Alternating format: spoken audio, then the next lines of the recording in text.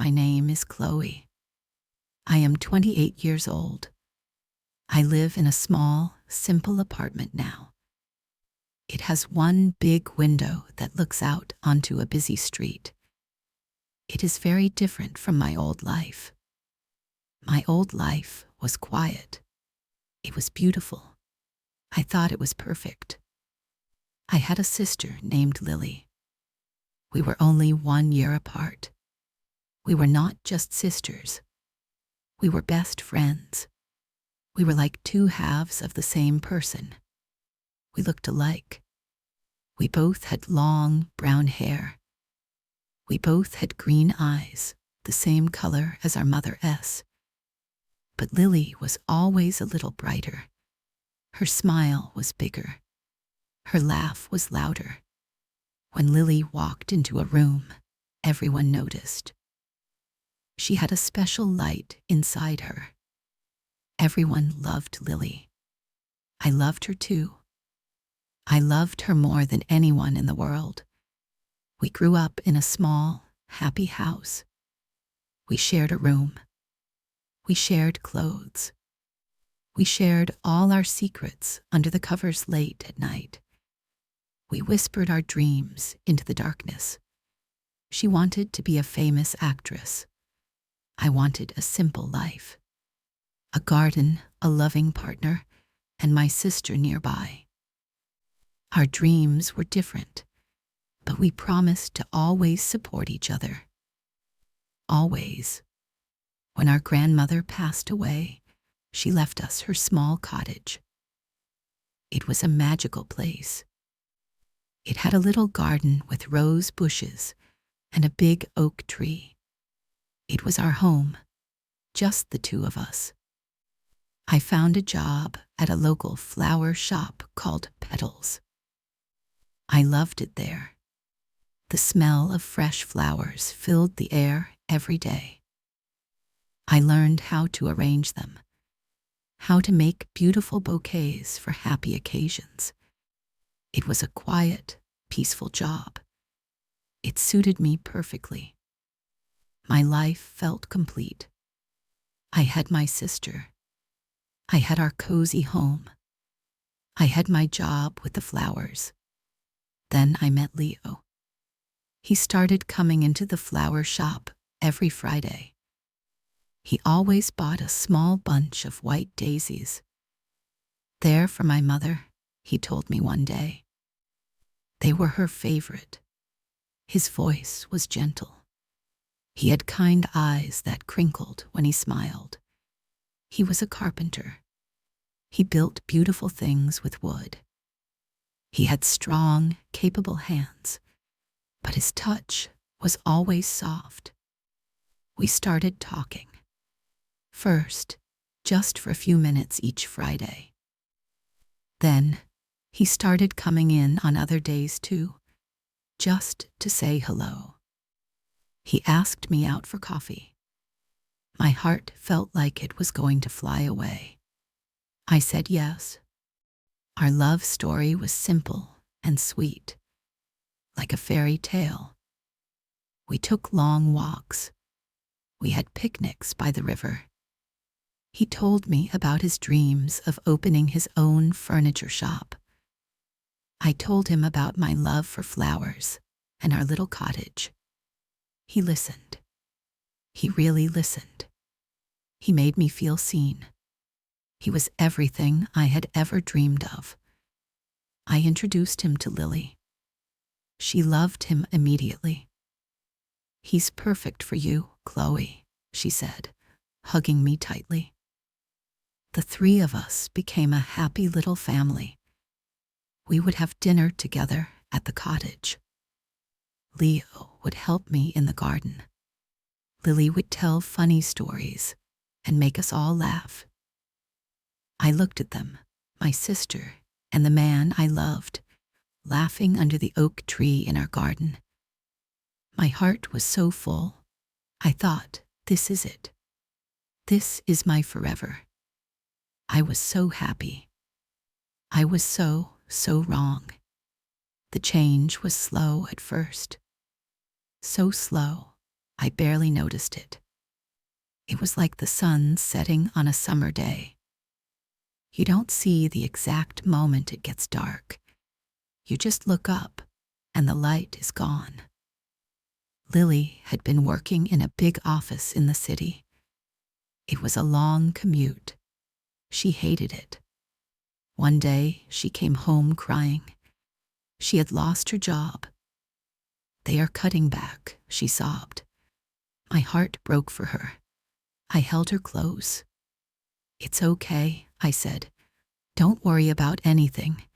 You can stay here. I will take care of everything." And I did. I was happy to help her. She was my sister. She stayed at the cottage with me.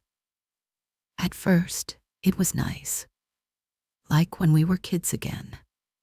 But she was sad. She stayed in bed late. She didn't have much energy.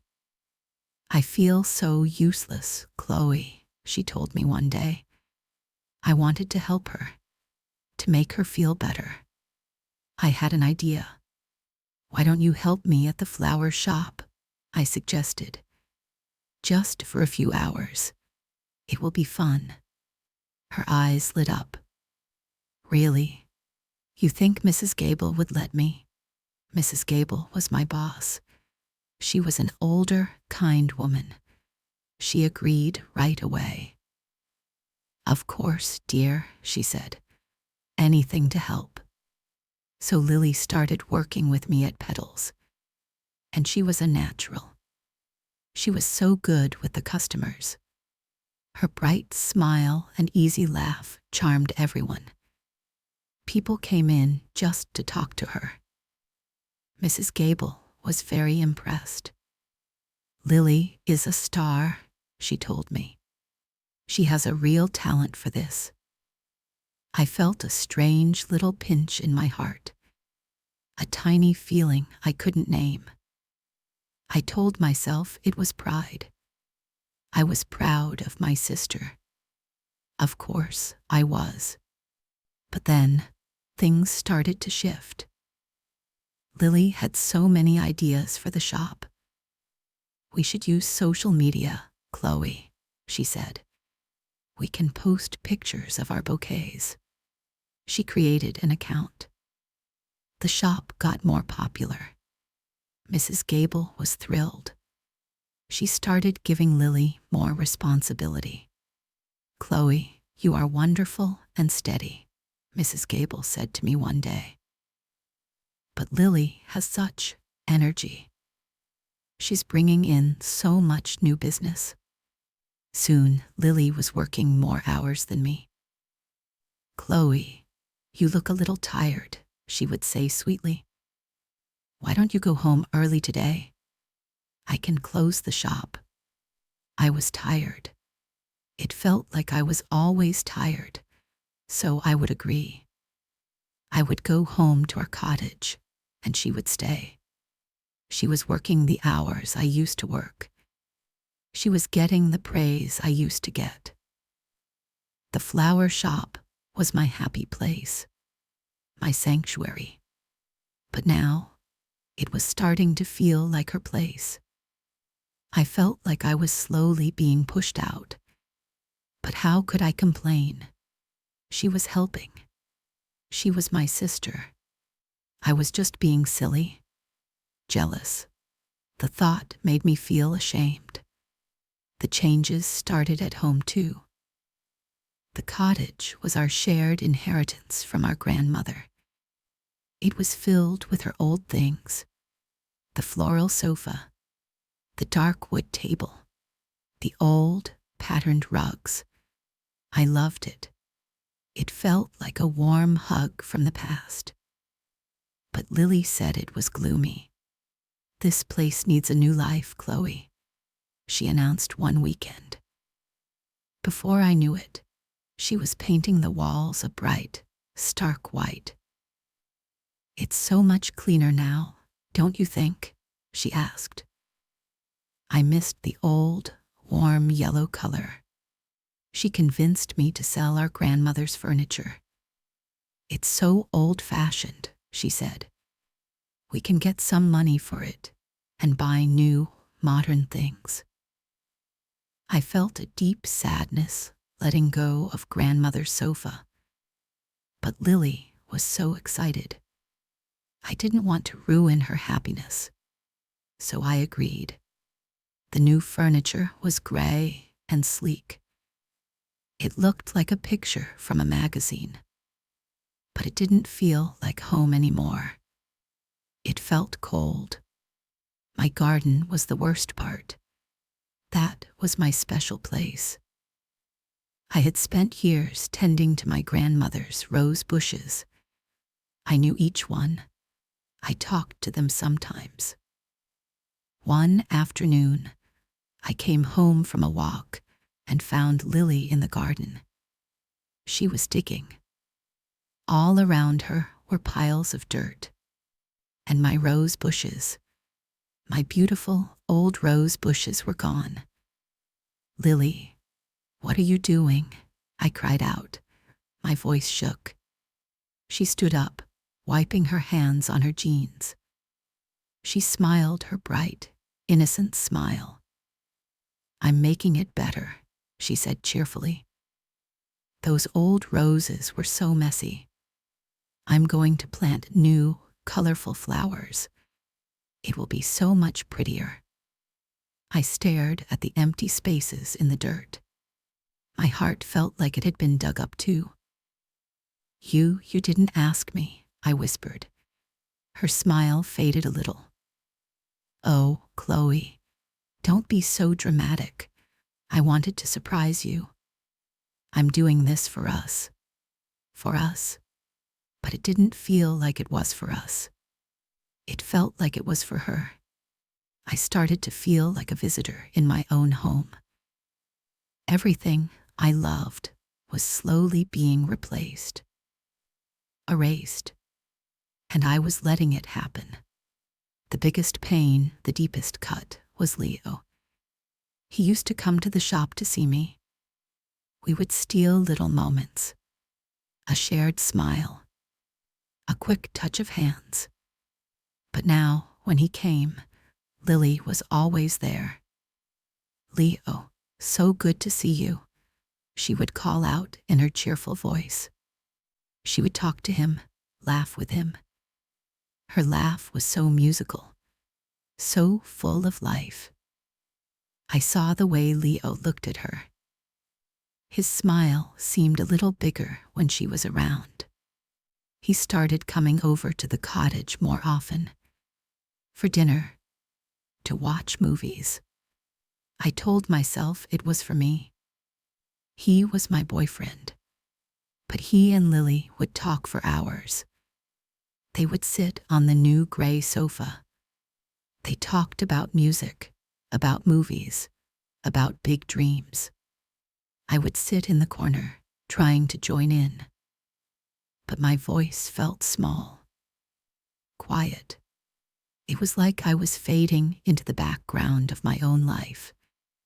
I felt invisible. One evening, Leo and I had a date planned. Just the two of us. We were going to a little Italian restaurant we both loved. I was so excited. I put on my favorite blue dress. But an hour before we were supposed to leave, Lily came into my room. She looked pale. "Chloe, I feel awful," she said, holding her stomach. "I think I have a fever." She did feel a little warm. I felt a surge of worry for her. "You should rest," I told her. I called Leo. "I'm so sorry, Leo. I can't make it tonight. Lily is sick. I need to take care of her." He sounded disappointed. "Oh, okay, I understand. Tell her I hope she feels better." A few minutes later, Lily came out of her room. She was dressed in jeans and a nice top. My favorite top, actually. "Where are you going?" I asked, confused. "Oh," she said, looking surprised to see me. "Leo just called. He felt bad that our evening was ruined. He's going to bring over some soup for me. Wasn't that sweet of him? She smiled. You don't have to stay, Chloe. I'm feeling a bit better. Go have fun. But my date was canceled. He was coming here for her. Later that night, I heard them laughing in the living room. I stayed in my room. The blue dress felt heavy on my shoulders. I felt so foolish, so small. I tried to talk to Leo about it. We were sitting in his truck one afternoon. Do you like Lily? I asked. My voice was quiet. He looked at me, frowning. Of course, I like her. She's your sister, Chloe. She's great. No, I said, struggling for the right words. I mean, do you like her more than a friend? He laughed. A short, sharp sound. What are you talking about? You're being paranoid. She's fun to be around. That's all. Don't create drama where there isn't any. He made me feel crazy, like I was imagining things. I was being a bad girlfriend, a jealous person. So I stopped talking about it. I pushed the feelings down, deep, deep down. The lies became more frequent. Little things. Chloe said she was too tired to go to the festival, Lily would tell Leo. So they would go together. Then she would come to me. I didn't want you to miss out completely, so I took lots of pictures for you, she'd say, showing me photos of them smiling, laughing together. Or she would borrow my favorite necklace, the one Leo gave me for my birthday. Then I would see her wearing it on a day she was meeting him for lunch. I wanted him to see how beautiful it looks, she would say. Each time, it was a tiny cut, a small betrayal, but the small cuts added up. I was bleeding on the inside, and no one could see. I started to doubt my own mind. Was I the problem? Was I a bad sister? A bad person? The guilt was a heavy blanket. It smothered me. The end came on a warm summer evening. I had been at the library, trying to find some peace. I came home earlier than they expected. The cottage was quiet. I walked through the new, cold living room and went towards the back door to look at the garden, her garden now. I heard voices, quiet murmurs.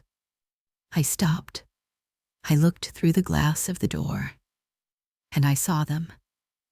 They were sitting on the bench under the oak tree, the same bench where the three of us used to sit. Leo was holding Lily's hand. He was looking at her with a look I had never seen before, a look of complete adoration, the look I thought he saved for me. Then he leaned in, and he kissed her. It wasn't a quick kiss, it was slow, passionate, real. The world stopped moving. The air left my lungs. My heart didn't just break, it shattered. It turned to dust. It was a pain so deep, so absolute, I couldn't even make a sound. My best friend, my sister, the person I trusted most in the world, and the man I loved with all my heart. They had betrayed me, in my home, in my garden, in my life. I backed away from the door silently. My legs were shaking. I stumbled up to my room. I felt numb, like I was watching a sad movie about someone else. I looked around the room. It didn't feel like mine anymore. Nothing did. I took a small bag. I threw in a few clothes. I didn't think. I just moved. I found a piece of paper. My hand trembled as I wrote 3 words. I know everything. I left the note on my pillow. The pillow next to hers in the room we used to share. Then I walked out. I walked out of my grandmother's cottage. I walked away from my job. I walked away from my sister. I walked away from the man I thought I would marry. I walked away from my entire life. I didn't look back. I just kept walking into the darkness. I had lost everything. Everything was gone. I found a cheap motel in the next town over. The room was small and smelled like stale smoke. I sat on the edge of the bed for a long time. I didn't cry. I couldn't. I just felt empty. A hollow shell. The next few days were a blur. I found a tiny apartment to rent. It was on the top floor of an old building. The rent was low. I got a job at a small coffee shop, waking up early, serving coffee to strangers, mopping floors. It was hard, mindless work, and that was good. It meant I didn't have much time to think. But at night, the thoughts came. The image of them kissing. Over and over. The memory of Lily's laugh. Leo's smile.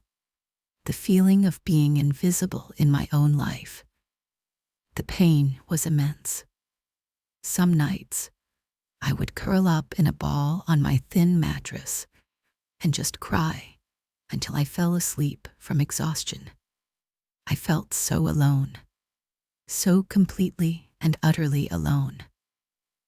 I had lost my only family, my only love. It felt like my life was over. I was 26 years old, and my life was already over. Months passed. The seasons changed. I watched the leaves turn from green to gold from my one big window. I didn't speak to anyone from my old life. No one tried to contact me. It was like I had simply vanished, and no one cared. The silence was the hardest part. It confirmed my biggest fear. I didn't matter. Then one day, an envelope came in the mail. It was addressed to me in Lily's perfect, curling handwriting. My heart started to beat fast. My hands shook as I opened it. Inside was a heavy, cream-colored card with gold letters. It was a wedding invitation. Lily and Leo invite you to celebrate their marriage. I stared at it. The final proof. The final betrayal, written in beautiful gold script. They were getting married. They were going to stand in front of everyone they knew and promise to love each other forever. The life that was supposed to be mine. They had stolen it, and now they were celebrating. I felt a wave of sickness wash over me. I wanted to tear the invitation into 1,000 pieces. I wanted to scream. I wanted to collapse. But as I stood there in my small, empty apartment, holding that piece of paper, something else happened. Underneath the pain, underneath the sadness, a tiny flicker of something new. Anger. A hot, clean anger. They were not going to destroy me. They had taken my past, but I would not let them take my future. That invitation wasn't just an ending. It was a beginning. My beginning. I took a deep breath. I walked to my small desk. I took out a plain piece of paper. I wrote a simple reply. I wish you the best. I didn't mean it. Not yet. But writing those words felt like closing a heavy, painful door. This was for me, not for them. It was my first step in taking my life back. I didn't go to the wedding, of course. On that day, I took a bus to the ocean. I had never seen it before. I stood on the sand and watched the huge waves crash onto the shore. The sound was so loud. It filled my head. It washed away the silence. I cried. I cried for the girl I used to be, for the sister I had lost, for the love that was a lie. I let all the pain out. I gave it to the ocean. And when I had no more tears left, I felt lighter, empty, but clean, ready to start again. Building a new life was the hardest thing I have ever done. I was so shy, so broken, but I took small steps. At the coffee shop, I started to talk to my coworkers. There was a girl named Sarah. She had bright pink hair and a loud, happy laugh. She was kind to me. She asked me questions about myself. The new me, the Chloe who lived in a small apartment and worked at a coffee shop. She didn't know about my past. She just saw me. "You're a great listener, Chloe," she told me one day. "But you should talk more. I bet you have cool stories." I didn't have cool stories, but I smiled. A real smile. It felt strange on my face. I needed something that was just mine. Something Lily couldn't take. I remembered how much I used to love drawing when I was a child. I bought a cheap sketchbook and some pencils. I started to draw. At first, I drew flowers from memory, the roses from my old garden, the daisies Leah used to buy. It hurt a little, but it also helped. It was like taking the memories out of my head and putting them on paper. Then they had less power over me. Then I started to draw other things. The view from my window, the faces of the customers in the coffee shop, Sarah with her pink hair. I wasn't very good at first, but I kept practicing. It made me feel calm, focused. When I was drawing, I wasn't thinking about the past. I was just in the moment, creating something. Sarah saw my drawings. "Chloe, these are amazing," she said. "You are so talented." Her encouragement felt like sunshine after a long winter. She suggested I try to sell some of them. There was a small market in the town square every Sunday. I was terrified. "No one will buy them," I said. "Don't say that," Sarah insisted. "You have to try." So I did. I made small prints of my favorite drawings. I set up a little table at the market. My hands were sweating. My heart was pounding. For the first hour, no one stopped. I felt silly. I wanted to pack up and go home. But then, an older woman stopped. She picked up a drawing of a single, resilient daisy growing through a crack in the pavement. "This is beautiful," she said softly. "It reminds me to be strong." She bought it. I couldn't believe it. Someone wanted my art, my creation. That day, I sold 3 more prints. It wasn't much money, but it felt like $1 million. It was money I earned from something I made, something that came from me. It was a feeling of pride I hadn't felt in a very long time. My life now is not the grand fairy tale I once dreamed of. It is small. It is quiet.